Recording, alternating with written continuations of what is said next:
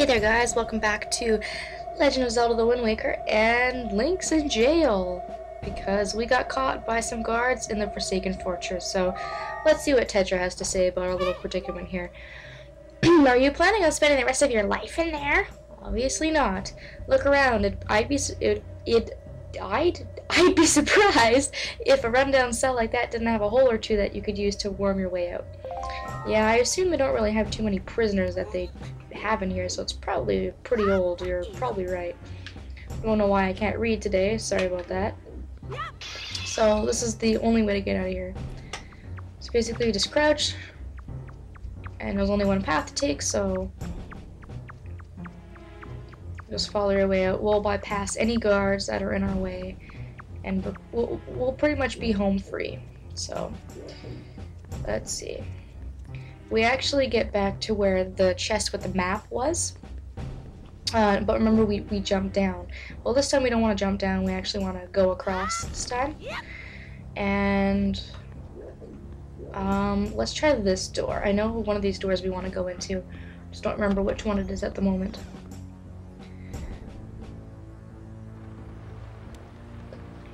It's this one here. This is our next course of action here, because we need to start turning on the spotlights again. And she's not going to leave me alone until I hand her stone, so she's just basically going to tell us about the searchlight, which I talked about in the last video. Although she is quite useful for first-time players, and I think that this was actually the part of the game that the demo that you play. There was a Wind Waker demo a few years ago when I was a kid, and I think they drop you off right at the Forsaken Fortress, like when she talks to you about losing your sword. And I remember ever since I saw that, I was in love. Like, I knew I had to try this game, so I'm gonna steal his weapon this time because I'm lazy. And I have to sneeze. Oh, I feel a sneeze coming on. It's like the worst feeling ever. Hopefully I don't sneeze in video. Get back here. Hey! No, you. I'm talking to you. I probably could just throw it at him and kill him, but I don't know. My aim's a little off. I don't know why I'm so terrible at this. Probably would have been faster if I just had my own weapon, but nah, whatever. He's gone. He's done. And then you get these little orbs will give you a variety of goodies if you break it open. So you get rupees mostly, you get some hearts, and then you get usually the item that the enemy drops, in our case, the joy pendant. So that's the second spotlight turned off, and as you can see, we've still got one more over there to turn off, so we're not quite done yet. Other way, Link. There we go.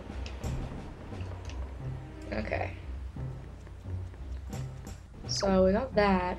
Now I guess we can go back. And once we've got that spotlight taken care of, looks like we need to start making our way to the other end.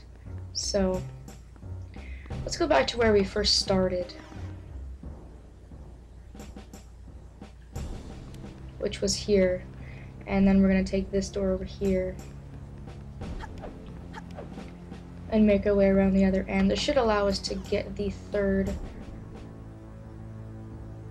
stoplight that we need and pick up another treasure as well, which is our third and last important treasure we need to pick up, which is the compass. So now we can see any treasures that we missed, and I think, oh yeah, you don't look at it like that on this game. I forgot about that. So still a few rooms we haven't explored, and like I said, I think the only treasure chest that we need to get is that one in the very corner, and I think it only has rupees in it, so I really don't think it's that important, and if it is, then I'll find it. So and over.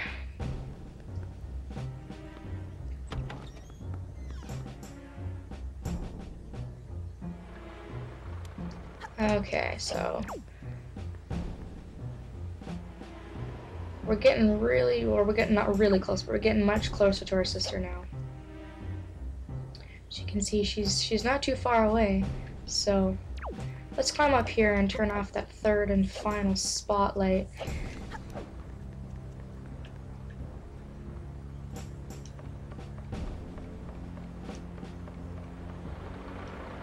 Okay, where are you, Mr. Moblin? Maybe I'll get my own stick this time. Last time was a little bit painful. Get a head start on him.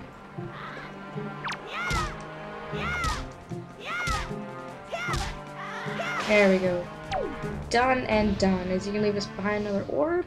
No, but a joy pendant. So that's nice. Each of the moblins have given us a joy pendant. And as you can see, all 3 spotlights are now upturned and out of our way. So we basically only have the pig guards to worry about now. They can still catch us. But those moblins are no longer a worry with the spotlight. So now we just gotta continue on and pretty much find the ending to this area.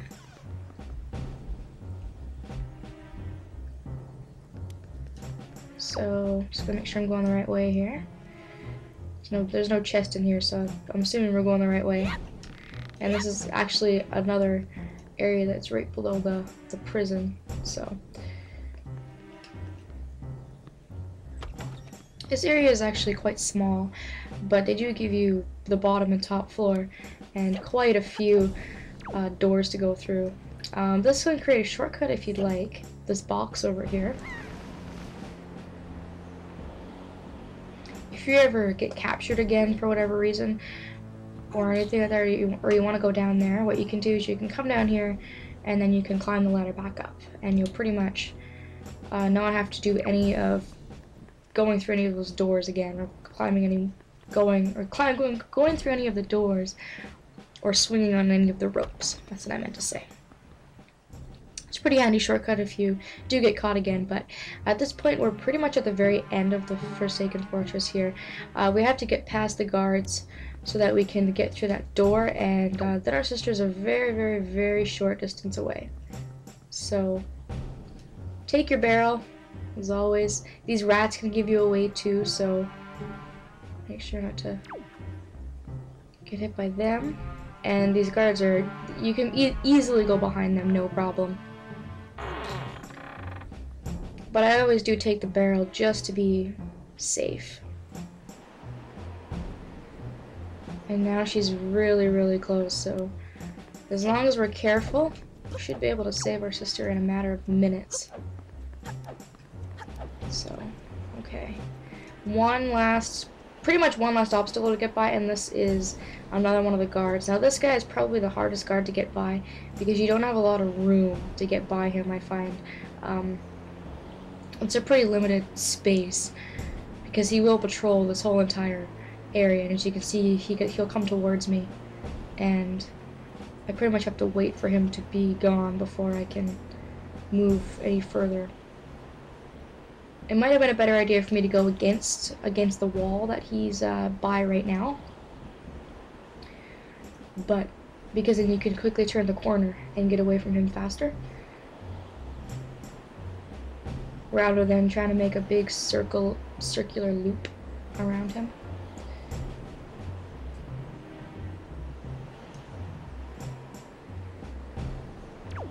Okay, I think we're safe now. I think we're ways away from him. So that guy can be kind of tough just because there's not a lot of space to move around, but try going around that corner like I did, and I think that's probably the best bet. So this area here, you're gonna have to, I don't know if it's sidle or siddle, but you're gonna have to go against this wall here and just kind of tiptoe your way over here. Jumping won't work. I don't think Link has a far enough jump to do that, although there is platforms below if you do happen to fall with a ladder, so that's nice. The game is nice enough that if you do fall, they don't make you go all the way down to the bottom. Same with over here as well, if you accidentally let go of your A button or you get hit or something, although there's really nothing that can hit you over here, so not too much to worry about.